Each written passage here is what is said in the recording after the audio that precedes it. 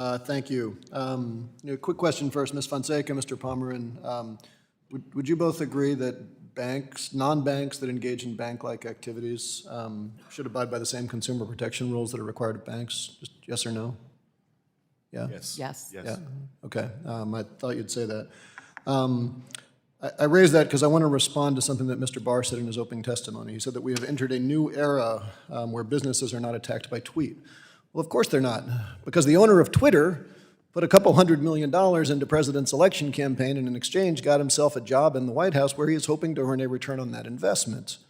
If the president were to attack Twitter, or if the president's sycophantic enablers in the Republican Party were to attack him on Twitter, I mean, I don't know, that would require a level of patriotism, courage, and public-mindedness that they have never shown. Of course they're not, doesn't make it right, but of course they're not attacking by tweet. So let's talk instead about how Elon Musk plans to get a return on his $200 million. Because if we give a damn about consumer protection, if we give a damn about competition and functioning markets, we should be petrified by what Musk is doing. Mr. Frotman, you had mentioned briefly with Mr. Sherman that Elon Musk is talking about this new payment system, X Money, that is expected to launch later this year. I believe you had referred to his quote when he said he hopes, I'm going to misquote it, he said he hopes to have users conduct their entire financial world on X. The former CFP chief technologist said that he has been given God-tier access to the CFPB system. I guess my first question for you, Mr. Frotman, is have you ever seen a CEO of a bank, a non-bank, or anybody being given God-tier access to the CFP data system before? Absolutely not. And can you describe exactly what that means and what data Musk is now getting that nobody else in the private sector has access to? Sure. So this is tremendously concerning, I think, for consumers and competition, is that here is a person who has billions of dollars on the line when it comes to the dream of turning Twitter not only into a payments company, but into a super app like we see happening in China and other places.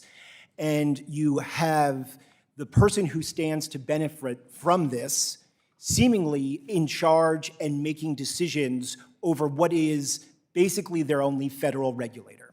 And I think there are significant questions if we want to talk about oversight by this committee, if we want to talk about investigations by the Inspector General about what happened when Doge employees were in the CFPB on February 7th, and then that same day, Elon Musk is tweeting CFPB RIP.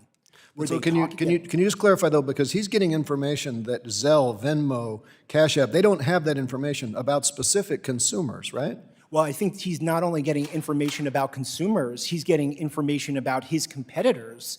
Part of the job of the CFPB, as tasked by Congress, is to make sure we understand markets and where there's risk.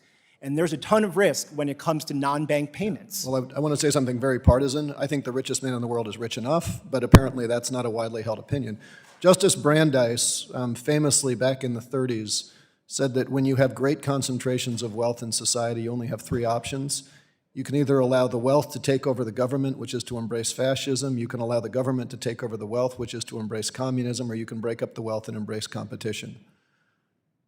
What is clear, and the fact that it is so partisan to attack the fact that the richest man in the world is now taking over our system, is that it is partisan to attack fascism.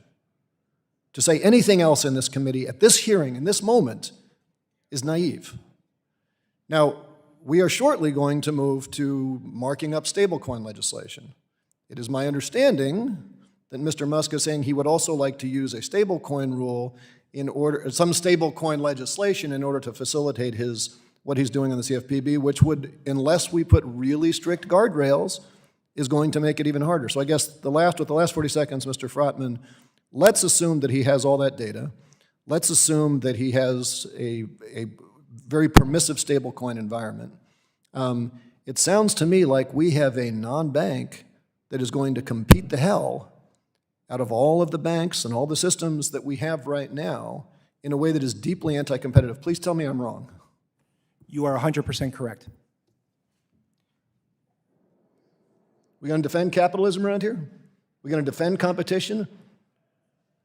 Or we're going to put on a ball gag, climb down in the dungeon, and just do whatever Trump tells us to do? I yield back. The gentleman yields back. The gentleman from